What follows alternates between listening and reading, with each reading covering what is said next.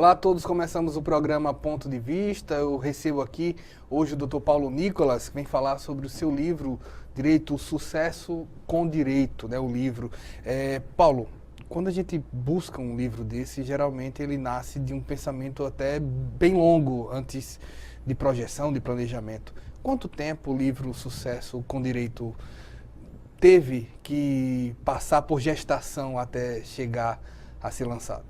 Olá, Wendel, é um prazer estar aqui. Realmente é um processo muito longo. Esse livro foi gestado mesmo.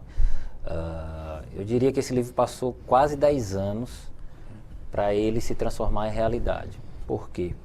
Porque eu conheci as pessoas e cada uma dessas pessoas que estão aí biografadas, eu sempre dizia, isso dá um livro, isso dá um livro, isso dá um livro. Eu dizia, ainda vou escrever um livro sobre essa história de vida dessa pessoa. E ficava com aquela ideia remoendo, como eu costumo falar, ficava aquela brasinha na planície da alma. E eu sempre fui assim, eu sempre tive esse fogo na planície da alma. E sempre dizia, eu tenho que escrever, eu tenho que escrever. E cada vez que eu sentava com uma dessas pessoas, todas elas são meus amigos pessoais, eu dizia, vamos escrever um livro sobre a sua vida, vamos juntar isso para falar para as gerações que vão vir aí, das gerações mais jovens, essa história tão bonita que é a sua vida. E todos eles sempre concordavam, vamos ver, vamos ver, vamos ver. E eu ficava naquela história, vamos ver, é hoje, amanhã, é hoje, amanhã. Até que um dia eu acordei e disse, não, vou fazer. E aí a partir desse dia que eu disse vou fazer, foram quase um ano até conseguir agendar, integrar todas as entrevistas, agendas, etc. Convencer cada um a realmente fazer, expor, né, suas vidas num livro, e um ano e meio para fazer essas entrevistas e depois um ano escrevendo quase. Você inicia, quem pega o livro pode ver que tem logo uma pergunta na orelha, que é o que é o sucesso. Você conseguiu chegar a essa definição? Sim. E o que é consegui. O sucesso? Sucesso é uma coisa muito relativa. Eu até falo isso nas minhas palestras. E engraçado, quem me definiu sucesso foi Luiz Flávio Gomes, que é um dos biografados aí, numa mesa de bar. A gente estava num barzinho até aqui em Maceió, num boteco. Na última entrevista do livro, encerrando mesmo, eu parei e disse, Luiz Flávio, o que é sucesso para você? Eu fiz essa pergunta diretamente para ele e foi quem melhor me definiu. Ele disse que sucesso é você ter um sonho, você lutar muito, muito por ele e você alcançá-lo. Independente da área, eu vejo que o livro se chama Sucesso com Direito. Sim. É um retrato de um sucesso profissional ou um retrato de um sucesso na vida? Os dois. O título foi escolhido com muito cuidado, justamente para ser autoexplicativo e para ter esse sentido dúbio. Então, sucesso com direito é tanto de pessoas que tiveram sucesso na área jurídica, como também pessoas que tiveram direito ao sucesso. Ou seja, eu conto histórias de pessoas que atingiram o sucesso não por um lance de sorte, não por um golpe da vida, não pelo mero acaso, mas porque eles lutaram e têm o direito legítimo a serem bem-sucedidos. Existe alguma parcela de sorte no sucesso de alguém? Olha, tem gente que costuma dizer que toda vez que a sorte me encontrou, eu tinha me acordado às 5 da manhã e tinha trabalhado. E claro que existe golpe de sorte, é evidente. Estar no lugar certo na hora certa. Mas você precisa estar preparado, você precisa estar no lugar certo, na hora certa, e você está apto. Porque os críticos dessa, me permita, claro. Quem sou eu, mas assim, os críticos dessa parte do quem acorda às 5 horas, é que tipo, bem assim, eu queria ver o Neymar jogar na Zâmbia, né? Por mais que ele trabalhasse qualquer horário do trabalho, tivesse talento, sim, estar no lugar certo faz diferença. Faz diferença, sim. Agora você também precisa de planejamento. Não é só você acordar às 5 horas da manhã e trabalhar. Isso aí, qualquer animal, eu digo animal sim, mesmo, não estou usando no sentido figurado não, no sentido literal. Qualquer animal faz, ele vai, trabalha. Você precisa trabalhar muito, mas com planejamento, com objetivo. O Neymar, por exemplo, o pai dele já planejou a carreira dele toda, viu que ele jogava, já foi para o lugar certo, já estava em Santos, já entrou no time, enfim, toda a carreira... Mas não ter nascido no Brasil, o campo da sorte nessa discussão é tipo... Você teria Graciliano sem um caminho de Raquel de Queiroz aqui, José Lins do Rego caminhando aqui? Existe um pouco disso de tipo do grupo, de ambiente para você ter? Exemplo, Paulo Nicolas seria Paulo Nicolas se não tivesse tido acesso a uma educação no início de Maceió? Olha, eu acredito que sim. Sinceramente, eu acredito que sim. Um dos casos aí, Janguier Diniz, que hoje é o único bilionário que eu conheço. Ele se tornou bilionário. O Janguier Diniz, ele nasceu no sertão da Paraíba, com poucos anos de vida, 2 anos de idade. Ele foi para o interior de Rondônia, na década de 70, quando Rondônia era território. Então ele ficou lá no interior. Ele disse que lembra bem quando ele via varas de porcos selvagens passando na cidadezinha onde ele morava, que era toda de madeira. De lá ele foi para uma cidade chamada Naviraí, que fica no interior do hoje Mato Grosso do Sul, à época ainda o estado do Mato Grosso. O pai dele foi para desmatar, na época para explorar. E ele viu aquilo, ele sabia que ele só venceria na vida por meio da educação. Então ele foi procurar um ambiente. Ele com 14 anos de idade, pegou um ônibus, passou 4 dias viajando e foi até o Recife encontrar um tio que ele nunca tinha visto na vida. E teve que arriscar. O quanto arriscar tudo. O risco é necessário, arriscar, apostar, sacrificar, é necessário para um sucesso? 100%. Você precisa primeiro... O 100% seguro não existe. Não ganha nada? Não tem sucesso? É muito difícil. É difícil até de levantar da cama, né? Exatamente, exatamente. Tanto que eu costumo dizer, tem alguns filósofos que dizem que a vida eterna não teria graça, porque tudo que você tem para fazer hoje, você pode fazer amanhã, você pode fazer daqui a 100 anos, você pode fazer daqui a 1000 anos. Então você nunca levantaria da cama porque você teria tempo para tudo, na verdade. Então o 100% seguro não existe. Para mim a graça da vida é você sair sempre da sua zona de conforto. Você tem o Janguier que fez isso, a Marinella já estava conquistando algum sucesso, mas saiu de São Paulo, que é o centro de tudo no Brasil, veio morar em Alagoas e mesmo assim conseguiu uma projeção nacional, mesmo sem estar num grande centro. Nesse livro mesmo eu consegui um grande destaque, mesmo estando em Maceió, não estando em São Paulo, no Rio, em Brasília, em BH, nos grandes centros. Eu acho que quando você quer, quando você investe, quando você se joga e acredita no que você está fazendo, é inevitável. A gente vai até mais para frente na entrevista, a gente está falando desse livro daqui, que é o livro Sucesso com Direito, com o Dr. Paulo Nicolas, né? E nesse livro que você pode ver aqui, ele está aonde é que está para... Ele é publicado pela editora Saraiva, está às vendas na loja da Saraiva online e nas melhores livrarias do estado, do Brasil. Na verdade. Aqui, né? Deixa eu mostrar aqui para o público. Sucesso com Direito. Então você pode entrar na internet, na livraria Saraiva. Basta um Google, né, para você encontrar a livraria Saraiva e pode adquirir Sucesso com Direito. A gente vai falar um pouco mais do ponto em que se fala profissionalmente, mas como se mover por desafios nesse momento? Eu conheço algumas pessoas que trabalham muito, mas ao mesmo tempo, você me falou agora do livro, que falava o seguinte: olha, tem um planejamento às vezes de ano, de 1 ano e meio, de 2, e algumas pessoas nunca tiram do papel. Sim. Excesso de autocrítica pode prejudicar um sucesso? Demais, muito. Eu tenho um ditado que o William Douglas gosta de falar muito.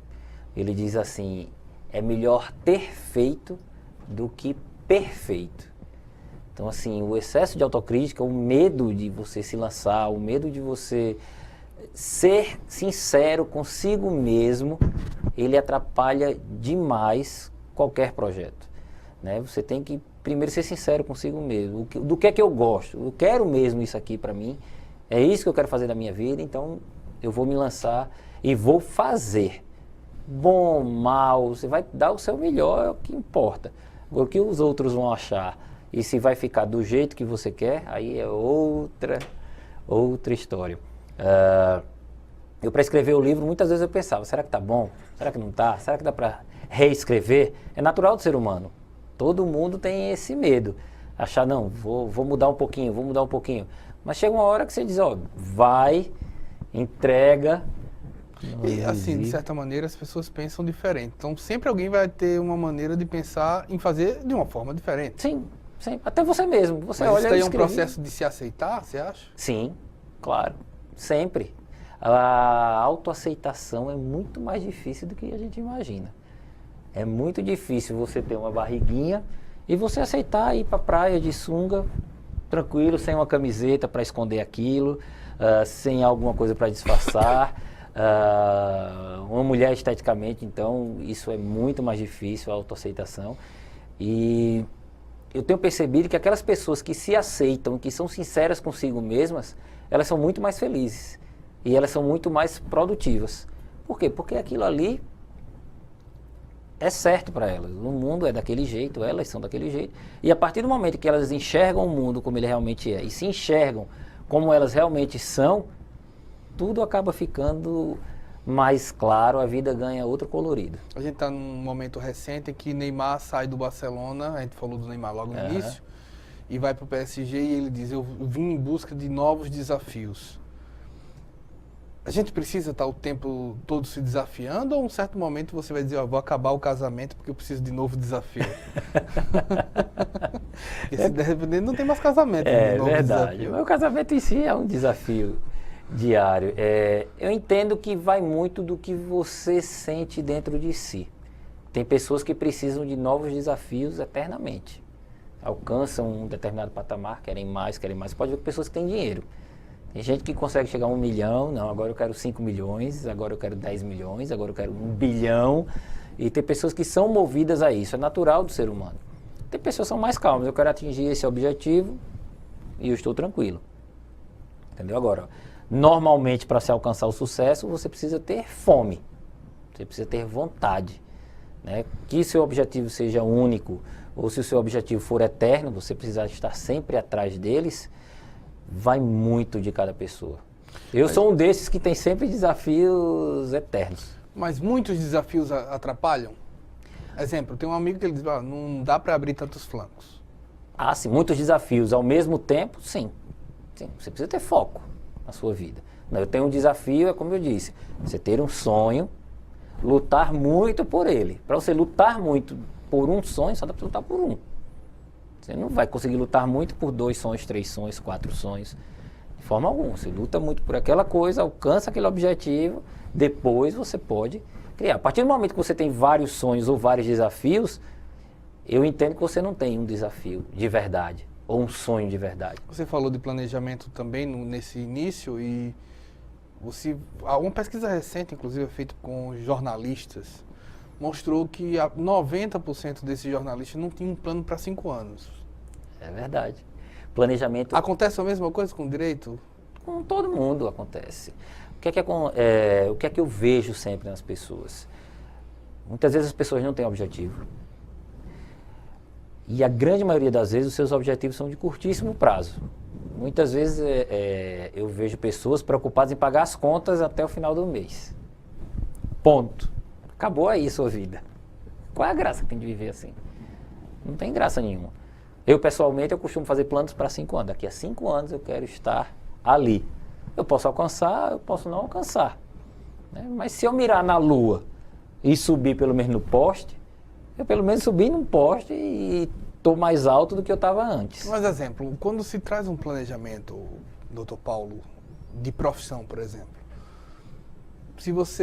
como fazer essa escolha de planejamento? Porque, exemplo, se você decide, tipo, o que é mais alto no direito hoje é ser presidente da OAB? No caso do jornalista, você é presidente do sindicato? Como é que se faz isso? Não tem que se ouvir um pouco? Claro que tem que se ouvir. É o que eu digo, a primeira parte é você se aceitar, eu sou assim. Por exemplo, eu gosto de dormir até tarde. Bom, eu gosto de dormir até tarde. Eu não vou procurar alguma coisa que eu tenho que me acordar cedo. Não vou ser padeiro nunca. Porque o padeiro tem que acordar cedo, não vou ser feirante nunca. Isso aí não dá para mim. Mas dá para ser jogador sem treinar, como o Ronaldinho Gaúcho acabou de dar uma declaração? Tipo, olha, se algum time quiser me aceitar para que eu jogue sem treinar, eu topo. Aí não dá, né? Não dá. Então, tem sonhos impossíveis tem também. sonhos impossíveis, claro. Você tem que, a partir do momento que você se aceita, tudo fica mais fácil. Bom, eu vou me aceitar, eu sou assim. Agora vamos lá. O que é que eu gosto? Eu gosto disso. Então o meu sonho é o quê? Não, é isso aqui. Ok. O que é que eu tenho que fazer para alcançá-lo? A importância do objetivo, Hemingway dizia isso, que a gente precisa sempre de um horizonte. A importância do objetivo é para que você não se perca. Porque muitas vezes você tem aquele objetivo, você começa a trilhar um caminho e no meio dele você vai para outra banda e você esquece. Eita, meu objetivo há 10 anos era atingir aquilo e você acaba se perdendo. Então o horizonte para o ser humano e o objetivo ele funciona como uma bússola. Ele vai te guiando, você pode até não alcançar, mas você está sempre trilhando aquele caminho. Isso é muito importante. A gente vai para o nosso primeiro intervalo e na volta a gente vai falar um pouco mais do livro, na parte mais profissional, parte mais do direito.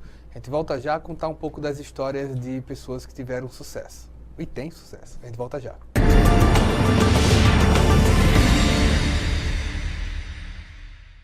Voltamos com o programa Ponto de Vista. Eu estou aqui com o Dr. Paulo Nicolas. Estamos aqui falando do livro Sucesso com Direito.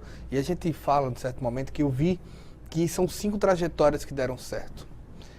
Fala um pouco sobre elas. Tem Fernanda Marinella, Fred Ferraz, Janguier Diniz, Luiz Flávio Gomes e William Douglas. Por que esses 5?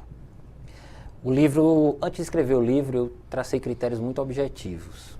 Bom, quem eu vou pôr no livro, quem eu não vou pôr no livro. Primeiro critério objetivo são pessoas que estão vivas e que são relativamente jovens. Quem é jovem agora, o pessoal que tem 18, 20 anos, conhece e vê essa pessoa atuando. Para ver que não é uma coisa, não é um mito. Entendeu? Um Graciliano Ramos já faleceu, é um mito. Como acompanhar Graciliano Ramos? Pode-se dizer que ele vivia em outra realidade, em outro Brasil, tudo diferente. Eu quis colocar pessoas que vivem no Brasil de hoje. Esse foi o primeiro objetivo. Segundo, pessoas que escolheram caminhos próprios, caminhos diferentes, caminhos não óbvios. Porque o que é que acontece hoje, Wendel? Todo mundo que faz direito 90% vai advogar e 9% vai... Mentira, vou corrigir. De quem faz direito hoje, 90% vai fazer concurso público. 9% vai advogar e 1% não tem a menor ideia do que pretende fazer com a carteirinha da OAB ou com o seu diploma. Essas pessoas que estão no livro, elas são pessoas que escolheram caminhos completamente diferentes, porque se conheceram, viram do que elas realmente gostam e acreditaram numa ideia diferente, num projeto diferente. Terceiro objetivo, terceiro critério para escolher quem está no livro. Pessoas que fizeram o bem e fazem sucesso ajudando o próximo. Para mim isso é muito importante. Não prejudicaram ninguém, não tiraram nada de ninguém, construíram uma coisa ajudando o próximo. Dentro desses critérios, eu escolhi Fernanda Marinella. Por quê? Primeiro porque ela resolveu seguir a carreira de professora, mas não de professora universitária, que também é um caminho um pouco óbvio. Ela foi dar aula em cursinho. E no cursinho preparatório para a OAB e preparatório para concurso público, que é uma coisa que não existia. E mais à frente, ela foi dar aula no cursinho preparatório para exame da OAB e concurso público, transmitido via satélite. Então ela foi ser meio professora com o quê de apresentadora. Então é um caminho completamente diferente que foi seguido. E ela fez sucesso ajudando as pessoas a passarem nos concursos públicos, nos seus exames, a se capacitarem, etc. Luiz Flávio Gomes. Luiz Flávio Gomes foi o criador desse curso. Luiz Flávio Gomes já foi delegado, policial, delegado, promotor, juiz, professor e autor de livros. Do nada, depois de ter se aposentado aos 57 anos, Luiz Flávio Gomes resolve vender tudo que tem, sair do curso preparatório para concurso chamado Damásio de Jesus, que era muito famoso na época, hipotecou a casa da praia, ele vendeu a casa na praia, hipotecou a casa dele, entendeu? Investiu tudo que tinha no sonho de construir a rede LFG. E aí fez um império, a rede LFG quebrou um paradigma, né? você passou a partir de 2003 a ter acesso aos melhores professores na sua cidade. Ele democratizou o nível alto do ensino jurídico. A quarta pessoa é o Janguier Diniz. O Janguier Diniz investiu em faculdade, né, um caminho também diferente. Ele aproveitou quando o MEC abriu a possibilidade dos investidores, empreendedores investirem em faculdades. Ele tinha um cursinho e era também procurador do trabalho. Largou e foi investir numa faculdade para ajudar o próximo. E o Janguier Diniz também, esse é curioso porque nem formado em Direito é. O Janguier Diniz não, me desculpa. O William Douglas. O Fred Ferraz. O Fred Ferraz. O Fred Ferraz, ele nem da área jurídica é, ele criou um sistema de clipping, recorte eletrônico de diário oficial para advogados.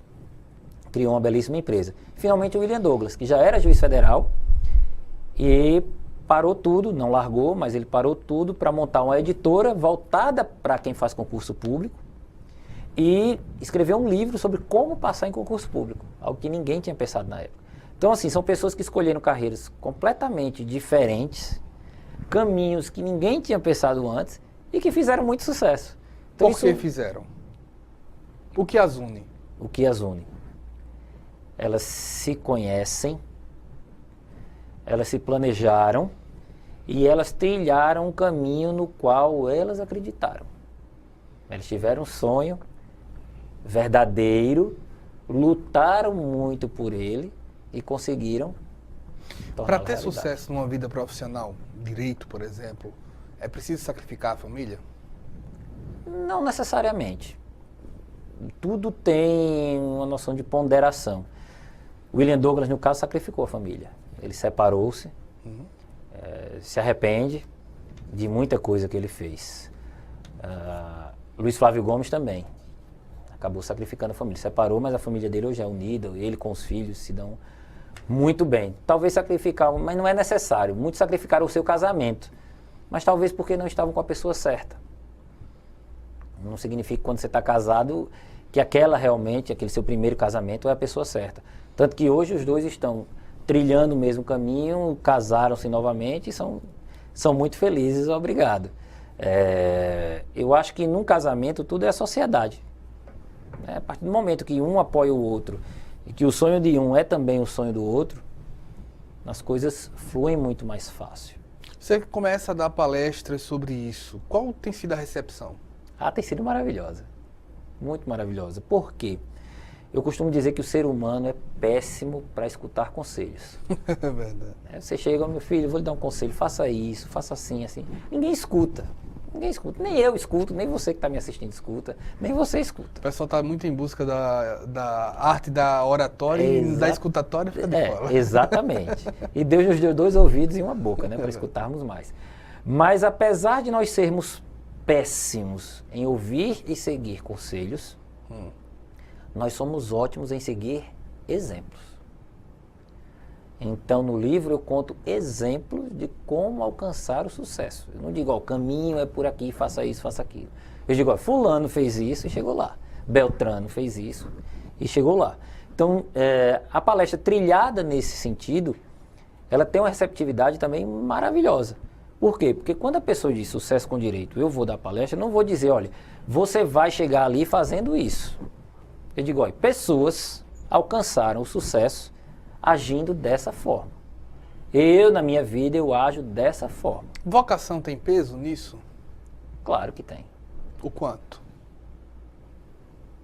90%. Como terapia, a busca da vocação, ouvir pai e mãe, como é isso? Qualquer coisa está valendo. Eu costumo dizer que o ser humano não tem receita de bolo. Né? Tem gente que consegue, meditando, se aceita. Achei meu caminho, achei minha vocação. Tem gente que precisa ir para terapia, tem gente que precisa conversar com o pai, com a mãe, com um amigo, com um vizinho. Isso varia tanto, entendeu? O importante é a pessoa se achar. Eu acho que é a parte mais difícil. É a parte mais complicada. É a parte mais complicada porque é uma conversa consigo mesmo. Eu digo sempre, e no livro eu repito muito isso, sucesso não é uma coisa que vem de fora para dentro. Não é uma coisa que eu vou lá alcançar, cheguei, alcancei o sucesso. Muita gente faz isso. Não, o sucesso é uma coisa que vem... Você falou, por exemplo, você tem um plano de chegar, vamos lá, traçar um plano em 5 anos. Vamos colocar um plano pessoal, para a gente já estar falando tanto de profissional. Tá. Comprar uma casa, exemplo. Aí você trilha um plano de em 5 anos comprar uma casa. Quando se chega a isso daí, é necessário tomar o cuidado para ou não se acomodar, ou não se perder diante do... Porque o sucesso é bem conhecido, o sucesso também é um problema quando se atinge. Né? É verdade, é verdade. Você precisa ter muito esse cuidado.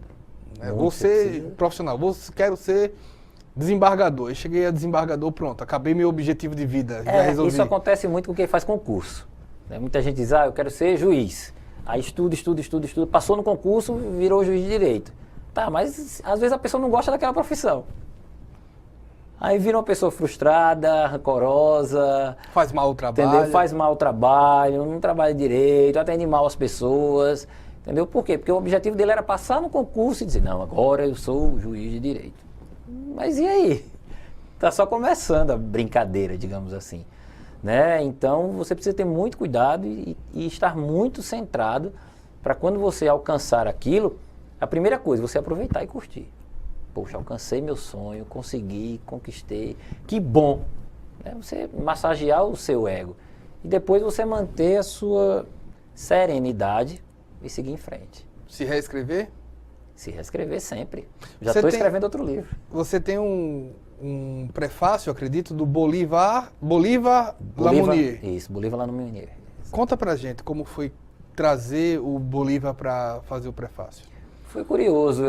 Eu estava em São Paulo e teve um jornalista que me ajudou a fazer algumas entrevistas, porque o Fred morava em São Paulo na época, o Luiz Flávio também mora em São Paulo, o Janguier está ali em Niterói, que é do lado do Rio de Janeiro, e eu não tinha como estar me locomovendo tanto. Então eu fiquei aqui mais no Nordeste, fui a São Paulo algumas vezes, e esse jornalista, Marcos Gomes, ele também me ajudava a fazer as entrevistas. E aí ele pegava as entrevistas, me mandava, e ele sempre perguntava, como está o livro, como está o livro, como está o livro. Eu estava já finalizando, eu disse, vou te mandar. Aí eu mandei, ele disse, nossa, está fantástico, etc. Deixa eu levar para um amigo meu, para ver se ele faz o prefácio. Eu digo, mande. E ele não me falou quem era o amigo. E aí foi uma alegria muito grande quando eu recebi a notícia de que era o Bolívar Lamounier e que ele faria o prefácio do livro. Ficou muito bacana. Me senti muito honrado em ser prefaciado pelo Bolívar. São seus amigos também, algumas todos eles retratadas. Todos quantos exemplos deles te ajudaram? Nossa, muito. Demais. Eu digo no livro que eu sou um colecionador de personalidades. Eu adoro colecionar personalidades, mesmo que seja uma personalidade negativa, e ver aonde aquilo pode levar. Então eu conheço pessoas rancorosas e vejo onde elas chegam. Conheço pessoas de sucesso e vejo onde elas chegam. E eu sempre procuro pegar os exemplos bons e os maus e adicionar para mim. Aquele exemplo mau eu já vi que desse jeito a coisa não funciona, não vai fazer bem. Então eu procuro trabalhar os meus defeitos em cima disso e trabalhar as minhas qualidades ou adquirir novas aptidões a partir disso. Então essas pessoas me influenciam sempre. Não tem aquele velho ditado, diga-me com quem andas e te direi quem és. Eu uso isso ao pé da letra. Eu costumo pegar a personalidade de cada um e sorver um pouquinho delas e apurar para sempre tirar o melhor de mim. A gente está aqui falando com o Dr. Paulo Nicolas, o livro Sucesso com Direito, da Editora Saraiva, é isso? Editora Saraiva. Editora Saraiva. Você pode observar aqui o livro Sucesso com Direito, do Paulo Nicolas. Basta entrar no site da Editora Saraiva e poder fazer a aquisição, certo? Paulo, muito obrigado, viu? A gente fica à disposição para outras entrevistas e agradece essas orientações. Muito obrigado, eu que agradeço a todos da TV Assembleia e estou à disposição. Sempre que quiser, é só chamar. Muito bem. O programa Ponto de Vista segue, a gente vai para um breve intervalo, volta aqui.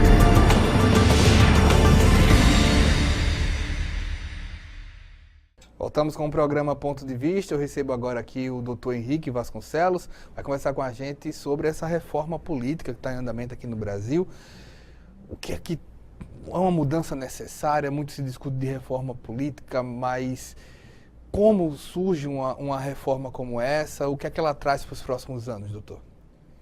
Muito obrigado pelo convite, Wendel, programa Ponto de Vista, TV Assembleia. Prazer mais uma vez estar aqui.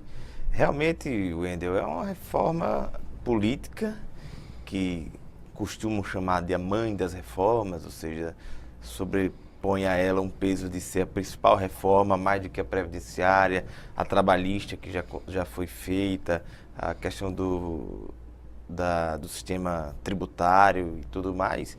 É uma reforma que todo ano se discute, né? Como temos eleições a cada 2 anos e as leis eleitorais, para que possam ser válidas no período da eleição, tem que ser aprovada obedecendo o princípio da anualidade, ou seja, permanentemente é uma reforma que está sempre constante, ou seja, em todo ano praticamente há alteração de regra eleitoral.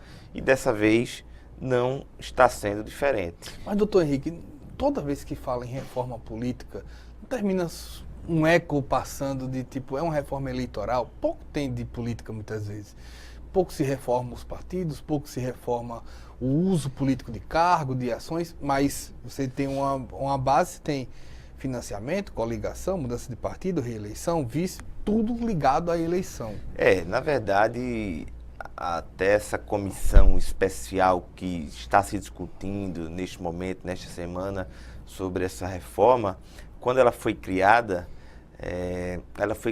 no intuito de fazer-se uma reforma de Estado, certo? Inclusive, alguns pontos estão sendo pactuados dentro dessa reforma, que são pontos que teriam que ser obedecidos através de uma reforma de Estado. Porque a gente fala de uma reforma política, mas você tem total razão quando fala-se em reforma eleitoral, até porque o direito eleitoral está dentro dos macrosistemas do direito político. Então, uma coisa chama a outra para a discussão.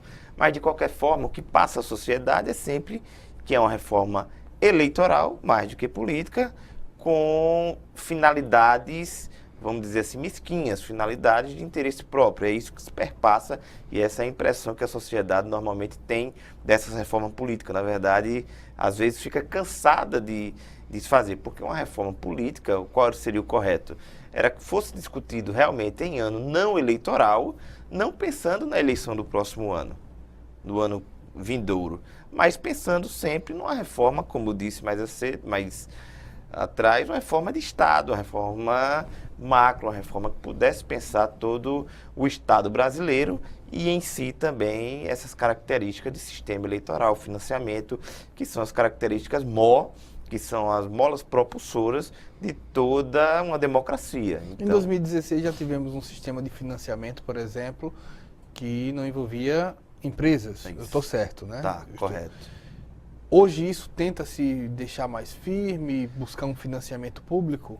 Veja só, com o advíndio da Operação Lava Jato, a partir de 2014, e o crescimento dele já no ano 2015, 2016, com as prisões e exposição de tudo que foi posto e que hoje sabemos, em 2015, antes das eleições de 2016, foi aprovado, inclusive o Congresso Nacional não teve nem tanta importância em relação a isso, porque o próprio STF considerou como inconstitucional a doação de pessoa jurídica para financiamento de campanha. Então, há essa questão aí. Então, a partir de então, procurou-se mecanismos outros para que pudesse haver o financiamento da campanha, já que as empresas não poderiam mais fazê-los. Nós, pessoas físicas, temos limitações, né? Essas limitações, algumas já foram postas na reforma para 2016 e outras estão sendo tratadas agora, inclusive em relação a nós quando candidatos também, para haver limitação e mais equidade, ou seja, não pode pessoa jurídica doar, mas eu sou um candidato, porventura eu sou um candidato rico, posso gastar até o limite do meu teto e você é um candidato que está disputando comigo, mas é um candidato pobre. Poderia provocar um desequilíbrio muito forte. Já provocou em algumas situações, então isso foi uma questão que foi analisada já nas eleições de 2016, estão sendo tratadas agora nessa comissão também, para que possa minimizar algumas desigualdades como estas. Mas isso daí em termos de limite financeiro ou em termos de limites percentuais? Limites percentuais e financeiros, ou seja, tem o limite percentual que não pode perpassar o valor de 10 salários mínimos, ou seja, o que ficar menor é o que vale. O que ficar menor O que ficar menor é o que vale, é isso que se discute no presente momento. Se discute também em termos de valores. É um sistema que você acredita como um estudioso do direito que pode limitar casos de corrupção no futuro? Você tem um financiamento público? Veja só, Wendel, o que acontece é que a impressão principal da sociedade no presente momento, você hoje tem um déficit orçamentário na base aí de 139 bilhões. Já se fala no governo que você vai crescer esse déficit para 159 bi, ou seja, 20 bilhões a mais. Aí você tem uma PEC de teto de gastos, você tem toda uma proposta reformista que, pessoalmente falando, eu sou a favor de muitas delas, mas assim, você tem toda essa situação, o país numa crise econômica grave, talvez a maior de sua história, e você tem a Câmara e o Congresso como um todo discutindo o financiamento público de 0,5% da receita corrente líquida da União, ou seja, que hoje equivale a 3,6 bilhões para colocar em campanha eleitoral. Então assim, mas vai aumentar a despesa? Talvez não.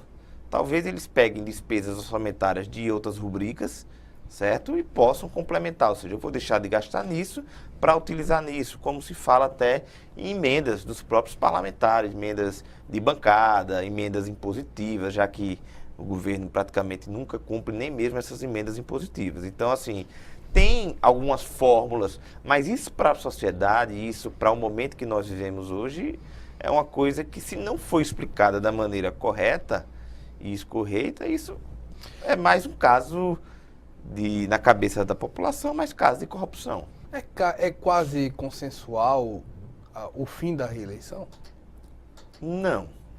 Não é uma questão que está sendo tratada, inclusive um destes destaques que estão sendo tratados agora é exatamente também sobre essa questão do fim da reeleição, da necessidade de se ter candidatos a vice-presidente, vice-governador e vice-prefeito, que no relatório original já havia essa situação de exclusão, mas houve um destaque, considerando que esses cargos são importantes. Então, tudo isso ainda está sendo discutido em termos de comissão e, segundo o presidente da Câmara, ele pretende, na Câmara, estar com essas questões discutidas, debatidas e votadas até o final do mês de agosto, até porque são 2 turnos, né? Porque a gente está falando de uma PEC, são 2 turnos, e depois vai para o Senado para que haja mais 2 turnos de votação, para depois que possa ser promulgada.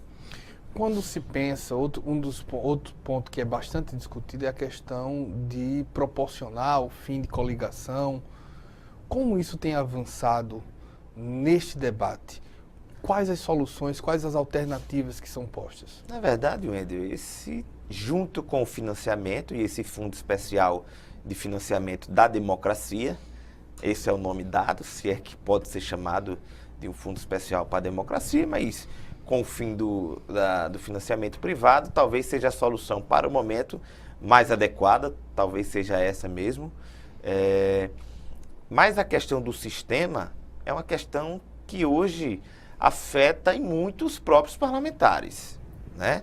Venhamos e convenhamos, e isso quando a gente fala parlamentares, vamos considerar os deputados estaduais, federais, nem tanto os senadores que já se submetem a um sistema de eleição majoritária. Então, os deputados federais, que eles que vão voltar e vão refletir diretamente na cadeia de deputados estaduais, vereadores, eles estão pensando muito no próximo mandato. Ou seja, o que é que eles vão fazer de 2019 em diante. Essa é uma realidade fática, é isso que se comenta dentro do Congresso Nacional, dentro de todos os analistas e cientistas políticos, é isso que a gente observa, né, essa questão também. Por quê? Porque com a Operação Lava Jato, tudo que decorreu através dela, tantas outras operações, o sistema está falido. Isso é fato. E quem faz parte do sistema? Quem faz parte do sistema, em tese, são aqueles que já estão lá. Porque, embora esses escândalos sejam anteriores, eles foram descobertos através da campanha de 2014 em diante. Então, aqueles que estão lá, aquelas oligarquias, são que, para a sociedade, são aqueles que estão mais beneficiados com essa questão. Então, qual é o sistema, na visão deles, mais adequado para que a partir de 2019 nós possamos voltar aqui para o Congresso Nacional? Ponto. Então, hoje, salvo o melhor juízo, pode ser que haja uma surpresa, o que se discute mais é a questão do distritão, tanto é que já foi feita uma emenda e foi aprovada essa emenda na comissão. Por quê? Porque o distritão, você pega o estado, vamos supor, o estado de Alagoas. Então, não existe mais questão de coeficiente partidário, coeficiente eleitoral, voto proporcional, efeito tiririca, de votar em mim e eleger outro. Não vai existir mais esse... Isso para federal e estadual? Para os dois. Para federal, estadual e vereador. Não, você tem casos como o de Curitiba, que um deputado puxou 16. Vários outros, né? A gente tem caso aqui, por exemplo, da vereadora Heloísa Helena, com uma votação absurda que ela teve anos atrás, puxou um vereador com menos de 1.000 votos. Então, assim, existem casos concretos aqui no próprio estado, né? Então, assim, o distritão, você remete ao sistema majoritário. Vira uma campanha de Senado, uma campanha de governo, ou seja, não tem mais aquela questão de um depender do outro. É cada um por si e salve-se quem puder, certo? São 9 vagas de deputados federais. Essas 9 vagas vão ser distribuídas pelos 9 candidatos mais votados. Ou seja, isso facilita quem está lá? É óbvio que facilita. Por quê? Porque os que estão lá dispõem de maior visibilidade, dispõem de maior estrutura partidária, dispõem de orçamentos da própria União, com emendas, com tudo, ou seja, então, de acordos políticos mais fácil. Então, é muito mais difícil com esse sistema que haja, vamos dizer assim, uma novidade, a não ser que seja uma novidade mais já conhecida, ou seja, um atleta, um cantor, um artista, um jornalista, como muitas vezes ocorre. Então, a questão do sistema distritão é mais ou menos essa. E o que seria o distrital misto? O distrital misto, Wendel, inclusive, nesse relatório do relator Vicente Cândido, ele discute e propõe, certo, que com esse destaque que foi aprovado, que nessa eleição de 2018, para federal e estadual, e a eleição de 2020 para o cargo de vereadores, aplique-se o distritão, como uma forma de serenar. Ou seja, o proporcional não dá, porque tem todo esse desvirtuamento de você votar em um, eleger outro e tal, e a sociedade em si realmente não se sentir representada, certo? E o que é que eles dizem? Não, vamos serenar, vamos eleger os mais votados aqui, 2018, 2020 para vereador, e vamos colocar aqui uma passagem, uma ponte, para que em 2022, com esclarecimentos da sociedade, a gente possa aplicar o sistema distrital misto. E o que é o distrital misto? É aquele sistema onde eu e você vamos votar em 2 candidatos, a deputado, estadual e federal. Hoje você, nas eleições de Senado, por exemplo, a eleição do ano que vem, você não vai votar em 2 senadores? A partir de 2022, votaria-se em 2 deputados federais, mas votaríamos neles de forma diversa. O primeiro, você votaria através do seu distrito. Vamos para ficar um exemplo mais claro. Vamos supor que Alagoas tivesse 10 deputados federais, ao invés de 9, para ficar redondo o número. 5 deputados seriam eleitos através de distritos e 5 deputados seriam eleitos através de lista pré-ordenada de partido político. Ou seja, eu sou do partido A. Eu vou escolher se eu serei candidato pelo meu distrito ou se eu quero participar da lista pré-ordenada. Se eu escolher participar pelo distrito, eu não posso participar da lista pré-ordenada. Então, o partido é quem vai elencar quem são os candidatos. Mas ele vai elencar, e aí está uma situação outra que aí tem uma outra discussão, que é a questão da democracia interna dos partidos, que não é uma discussão constitucional, mas infraconstitucional, que é o seguinte: o partido vai ter o direito de escolher a lista. Se eu sou um dirigente partidário e eu mando na máquina partidária e não tenho uma democracia interna, o que provavelmente vai acontecer? Eu vou me colocar na cabeça, como primeiro do partido, vou colocar o Wender, que é o meu amigo, como segundo, porque se eu conseguir votos suficientes dentro do partido, eu já garanto 2, e assim por diante. Então, há um receio dessa aplicação. É um sistema que ocorre em muitos países, a Alemanha, por exemplo, mas é um sistema que necessita de uma maior maturidade política da sociedade e dos próprios partidos políticos, certo? E o do distritão, você vai pegar 5 distritos, naquele exemplo que eu dei de 10, você vai dividir o estado de Alagoas em 5, região norte, região sul, sertão, Grande Maceió e Agreste, vamos supor, certo? E aí você vai escolher um deputado federal de cada distrito. Isso eu acredito que vai causar dificuldades de entendimento não só para a população, mas para os próprios partidos, candidatos e advogados eleitorais. Para os advogados, tudo que está se colocando até agora é bom para os advogados, porque vai aumentar o trabalho. Exatamente. Modesta parte falando que a gente tem que deixar, a gente sempre discute muito isso em grupos de estudo, em academias e tudo que a gente faz parte, que é o seguinte: esse sistema que está sendo adotado, que parece que vai ser adotado, é o mundo ideal para os advogados eleitoralistas, né? Porque a gente vai ter eleições majoritárias. Então, que são as eleições que mais há disputa, que são as eleições que mais se necessita da judicialização do processo eleitoral. Mas nós temos que ter a responsabilidade social de esclarecer e não olhar para o nosso próprio umbigo, mas sim esclarecer os fatores de cada sistema, né? E os benefícios e malefícios que eles provocam à sociedade. Senão a gente estaria praticando uma desonestidade intelectual. A gente está indo para um breve intervalo, a gente está aqui com o Henrique Vasconcelos.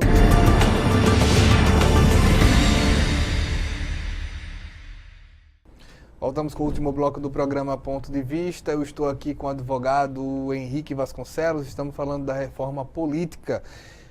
Mexe muito no horário eleitoral de TV?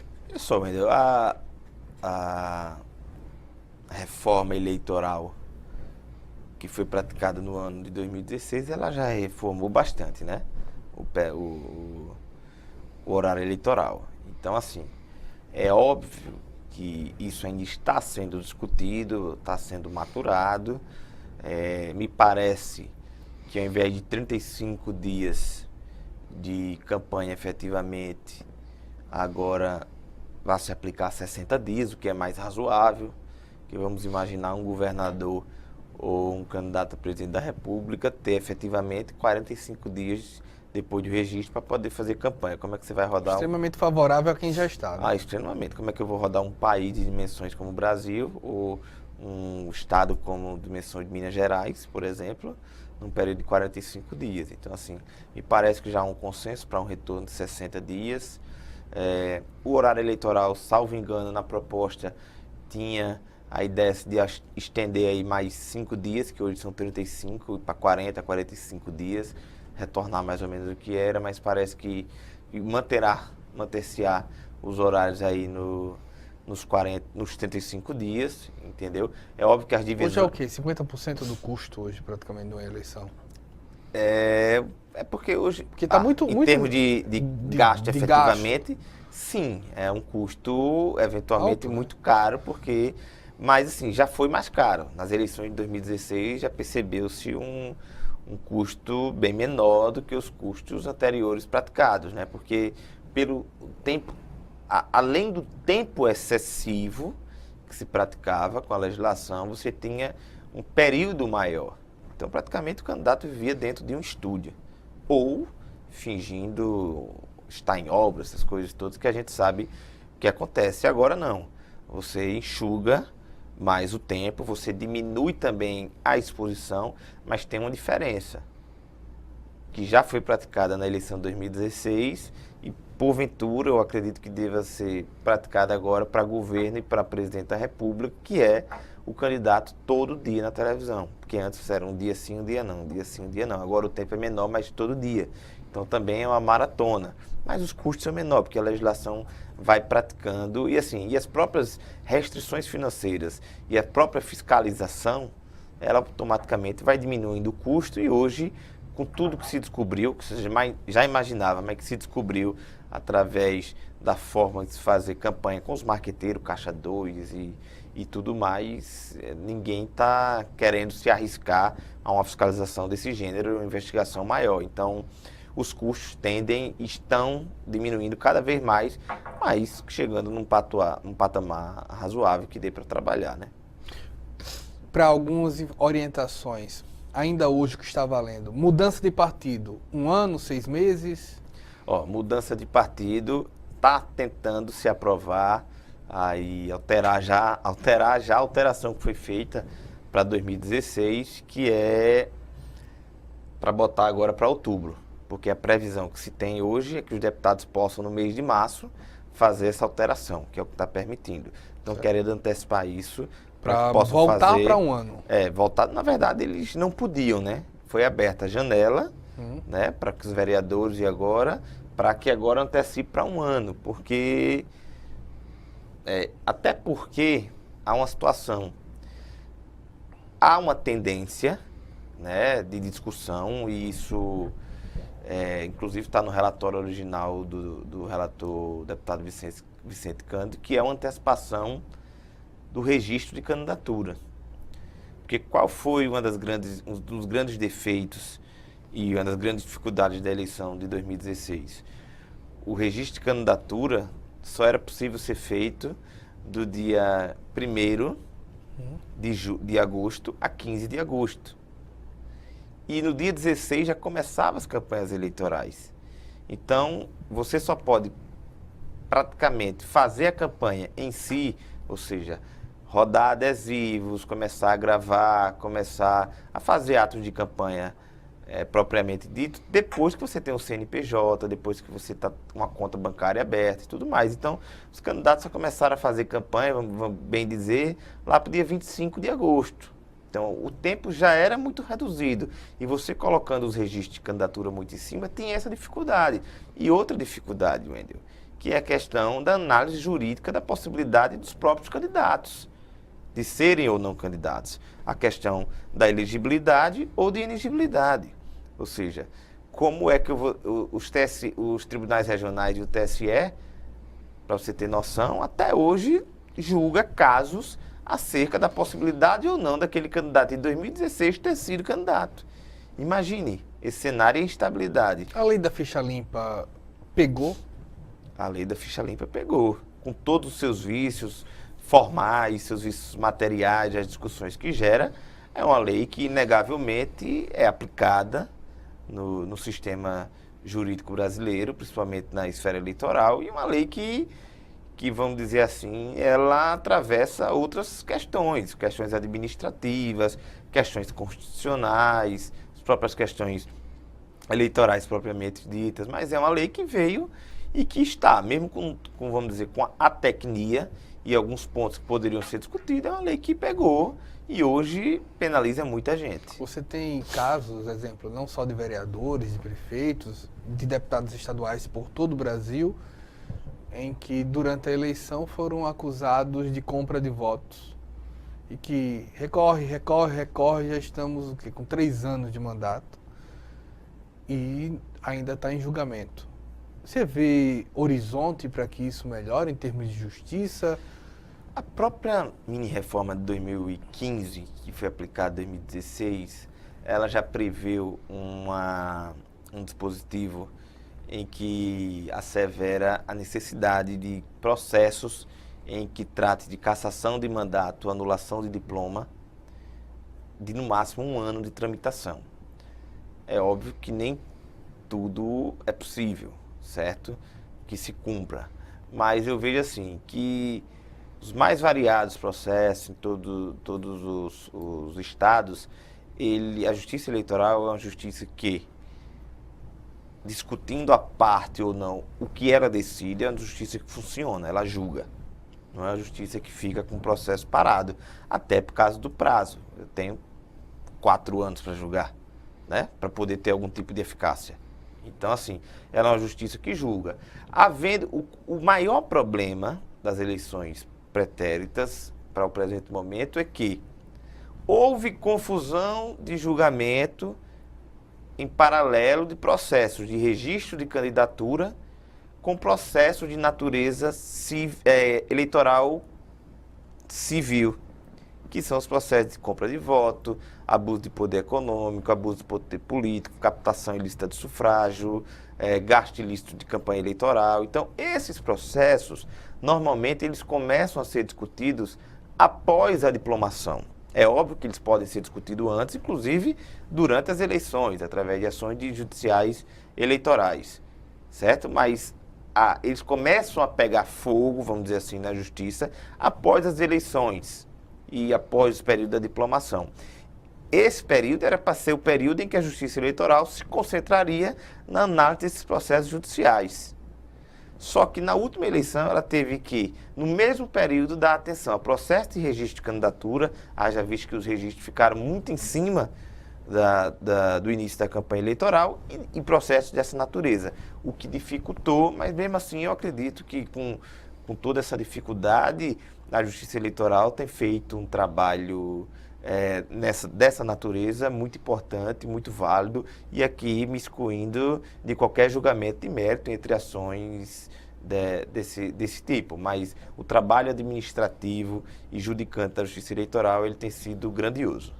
Pois bem, eu estou aqui com o Henrique Vasconcelos, advogado. Quero agradecer muito, Henrique, pelas orientações, e o programa fica à sua disposição. Wendel, eu que agradeço ao programa TV Assembleia,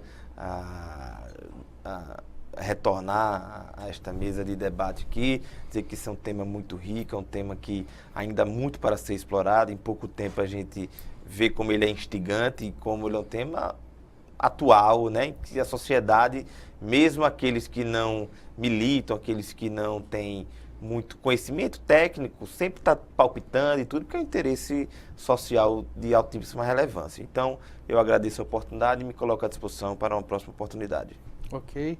Nós agradecemos também a você pela audiência. Espero uma próxima oportunidade. Até mais.